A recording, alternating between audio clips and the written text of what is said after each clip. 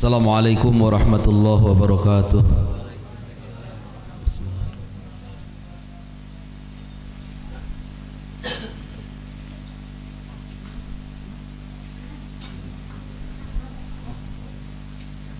Wa nafa'ana bi ulumihim kuliha al-Fatihah.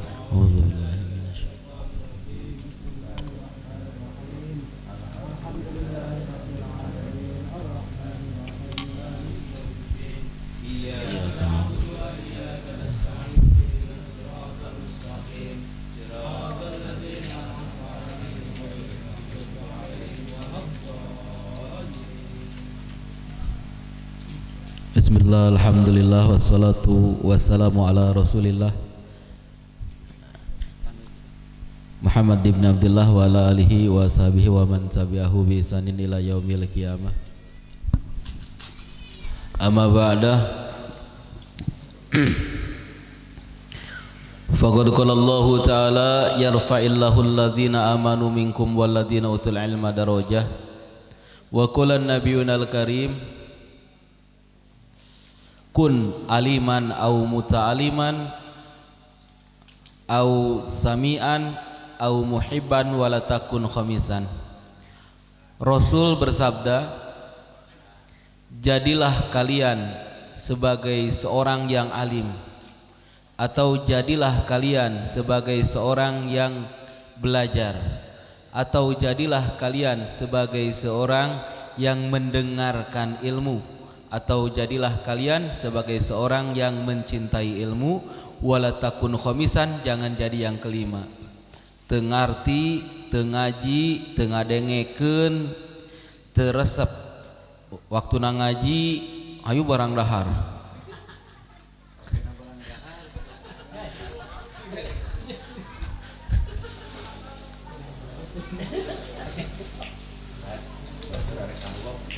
Nya kumaha deui da atuh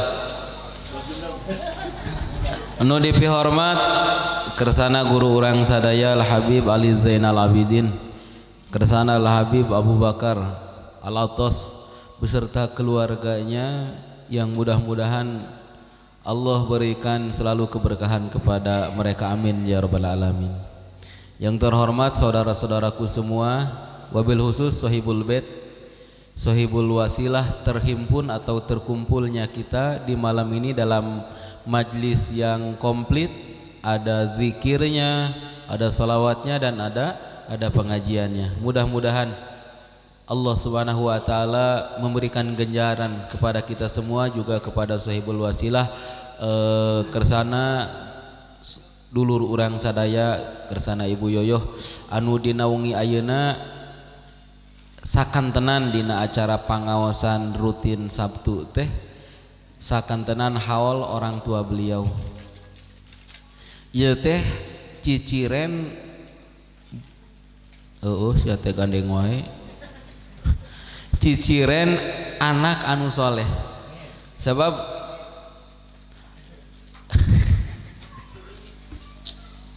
idamat sabnu Adam in qata'a amaluhu ila min salasin. Di mana-mana maut hiji manusia, maka pegat sakabeh amalnya. Apabila seseorang mati, maka terputuslah semua amalnya, ila min salasin, kecuali yang tiga. Satu, sodakotun jariyatun. Dua, ilmun yantafi'u bihi. Tiga, waladun solihun yad'ullah. Jadi seorang yang tidak pernah melakukan amal kebaikan sama sekali sampai meninggal, punya anak, anaknya tidak pernah melakukan kebaikan sama sekali sampai meninggal, punya anak lagi, cucu buyut baonya udah gantung siwur jangka wareng, tah jangka wareng teh incu katujuhna ngaji alif atau a ba, eta orang tua na 7 turunan kaluhur anu tadi anu tengah lakukan amal soleh keres disiksa di alam kuburna. Cek Allah, wahai malaikat, eureun angkat siksaan ti manehna. Kunaon? Sabab itu ayat turunanana anu eukeur maca a ba ta, anu eukeur ngaji, eukeur jadi budak soleh. Budak soleh anu ganjaranana parat ka indungna, ngajina tepi ka indung bapakna. eta teh kakarek ikro a ba komo lamun yasin meureun budak soleh nate komo meureun lamun budak soleh nate ya nabi salam komo lamun budak soleh nate alif lam mim kakarek a ba ta tah mudah-mudahan acara pengajian ieu mangrupikeun amal soleh anu dipersembahkeun khususna ku kersana Buyoyo kangge almarhum sepuhna oge umumna urang sadayana nyaeta Kangjeng Nabi mah boga umat urang sadaya umatna Kangjeng Nabi selalu diberi kelebihanna naon kelebihanana diantarana ngalakukeun amal ibadahna urang nu diganjarna urang ku urang dihadiahkeun ka almarhum kolot-kolot urang ganjaran urang teu dikurangan ka kolot urang ka almarhum oge tapi tanpa dikurangi ieu sebuah keistimewaan atau sebuah fadilah. Baiklah para hadirin saudara-saudaraku semua, di malam Sabtu urang ngahanca atau menggarap sebuah kitab yang diberi nama Nurul Dholam. Nurul Dholam adalah sarah dari kitab Aqidatul Awam. Sebagaimana dijelaskan pada minggu-minggu kemarin bahwa Nurul Dholam atau sarah dari Aqidatul Awam ini adalah sebuah kitab yang dikarang oleh Syed Ahmad Marzuki, kakeknya Abuya Maliki, dikarang oleh beliau atas perintah Rasul dan teksnya langsung dari Rasulullah Sallallahu Alaihi Wasallam. Sebagaimana dijelaskan, barang siapa hafal dari teks nadom yang kita baca tadi dari awal sampai akhir, abda'u bismillahirrahmanirrahim sampai akhir, dia akan masuk surga dan dia akan menggapai semua yang dicita-citakannya. Ana dari awal sudah dijelaskan bahwa belum pernah mengkaji kitab ini. Jadi pas ana baca, ana jadi tertarik, jadi tambah semangat. Wah, ini kitab ajaib nih. Ajaibnya kenapa? Pertama, teksnya, redaksinya langsung dari Rasulullah Sallallahu Alaihi Wasallam. Kemudian ada jaminan yang hafal masuk surga. Akhirnya ana penasaran. Ana mondok belasan tahun belum pernah ngaji ini. Lalu ana baca-baca sedikit. Ana baca-baca, ternyata oh pantas barang siapa hafal dari nadoman ini maka dia akan masuk surga. Ternyata di dalam atau kandungan atau isi dari nadoman ini adalah semua hal-hal kewajiban yang harus kita ketahui. Jadi secara otomatis kita mengkaji atau menghafal nadoman ini, otomatis kita menunaikan kewajiban kita dalam akidah. Makanya disebut Aqidatul Awam. Semua dari awal sampai akhir adalah akidah-akidah yang wajib kita ketahui. Baiklah para hadirin semua, bismillahirrahmanirrahim. Abda'u bismillahi warrahmani wabirrahimi daimil ihsani. Abda'u ngamimitian kaula kana ngarang ieu kitab ceuk musonif. Bismillahi dengan menyebut asma Allah, warrahmani dan dengan menyebut asma ar-Rahman, wabirrahimi dan dengan menyebut asma ar-Rahim, daimil ihsani yang langgeng, yang kekal kebaikannya. Musonif atau pengarang kitab memulai mengarang kitab atau redaksi yang diterima dari Rasulullah itu abda'u bismillahirrahmanirrahim, menunjukkan kepada kita betapa setiap sesuatu yang akan kita lakukan harus dimulai dengan bismillahirrahmanirrahim. Kenapa? Rasulullah bersabda, kullu amrin dibalin la yubda'u bihi bi bismillah fahuwa aqta au azdam au abtar. Setiap segala sesuatu yang dimulai, setiap segala sesuatu kebaikan yang dimulai tanpa bismillah, maka sesuatu tersebut akto au azdam au abtar, maka cacatlah kebaikan tersebut atau kurang rahmat dari Allah Subhanahu wa taala. Kenapa kurang rahmat? Kalau kita kaji makna bismillahirrahmanirrahim, bismillahi dengan menyebut nama Allah Ar-Rahmani yang memberi kebaikan atau yang memberi nikmat besar di dunia dan di akhirat. Ar-Rahimi yang memberi nikmat kecil di akhirat, hanya di akhirat, lain di akhirat unggul. Ini ada sebuah makna yang besar. Kenapa? Karena hakikatnya Al-Quran ini ada yang disebut umul kitab, yaitu Al-Fatihah atau Qalbul Quran. Surat Yasin ada umul Quran yaitu Al-Fatihah. Al-Fatihah pun diringkas lagi, dikecilkan lagi dalam bismillahirrahmanirrahim. Jadi seseorang yang memahami makna bismillahirrahmanirrahim, maka otomatis dia memahami Quran secara keseluruhan. Jadi betapa begitu berkahnya sesuatu apabila dikerjakan dengan bimbingan dari Al-Quran Al-Karim. Jadi membaca bismillah ini adalah untuk membimbing suatu pekerjaan yang akan dilakukan dengan Al-Quran Al-Karim.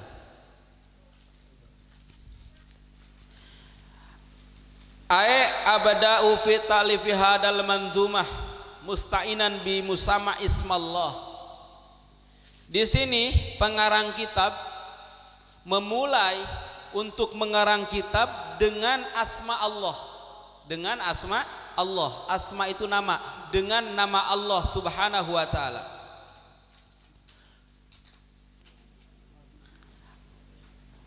Wa'lam annal asma ainul musama. Ketahuilah, asma atau nama itu adalah zat yang dinamakan. Nama itu adalah zat yang dinamakan. Pernah ada seseorang bertanya, Ustadz, kita ini sholat kepada Allah atau hanya menyembah nama? Karena Allah itu adalah sebuah nama. Jadi sholat kita itu kan hanya menyembah nama, bukan menyembah Allah dong Ustadz. Oh salah, karena nama itu adalah zat yang dinamakan. Ketika disebut nama, maka mencakup sesuatu yang dinamakan. Ahmad, ketika disebutkan Ahmad, maka yang ada di dalam Ahmad itu adalah sosok Pak Ahmad. Sosok Pak Ahmad dengan keseluruhan Pak Ahmad. Ketika yang disebutkan asma Allah, maka yang ada adalah zat Allah yang maha agung, zat Allah Subhanahu wa taala yang maha rahman dan maha rahim. Jadi kita ini sholat ini kepada atau beribadah ini kepada zat yang bernamakan Allah Subhanahu wa taala. Jadi jangan main-main dengan nama Allah. Kita disunatkan memberikan nama untuk anak kita dengan nama Muhammad, dengan nama Ahmad, bahkan makruh hukumnya apabila dalam satu rumah tidak ada nama Ahmad atau nama Muhammad. Makruh hukumnya bila dalam satu rumah tidak ada nama Zahra atau nama Fatimah. Maka dalam satu rumah ini harus ada salah satu yang bernamakan Zahra atau Fatimah atau Ahmad atau Muhammad kalau laki-laki. Tapi betapapun agung dan mulianya asma Allah, makruh dan kemungkinan sebagian ulama menghukumi haram kalau anak kita ini diberi nama Allah. Ustadz, saya mau ngambil berkah nih, punya anak, mau anak kasih nama nih, anak saya ini namanya Allah. Wah repot. Kalau syukuran kan repot. Kita diundang syukuran nih, syukuran. Bapak-bapak, ibu-ibu, kita sekarang sedang syukuran ya. Syukuran karena telah dilahirkannya Allah. Mudah-mudahan Allah ini diberi berkah oleh Allah. Jadi kan repot. Jadi sehebat apapun nama Allah, kita tidak boleh melainkan diawali dengan Abdul, Abdullah, Abdurrahman. Ada Abdurrahman? Nggak ada ya? Kemana ya? Kangen perasaan. Abdurrahman, Abdurrahim, pakai Abdul ya. Kalau mau menggunakan asma Allah harus memakai Abdul. Jadi Allah adalah sebuah nama dari zat yang wajib kita beribadah kepadanya.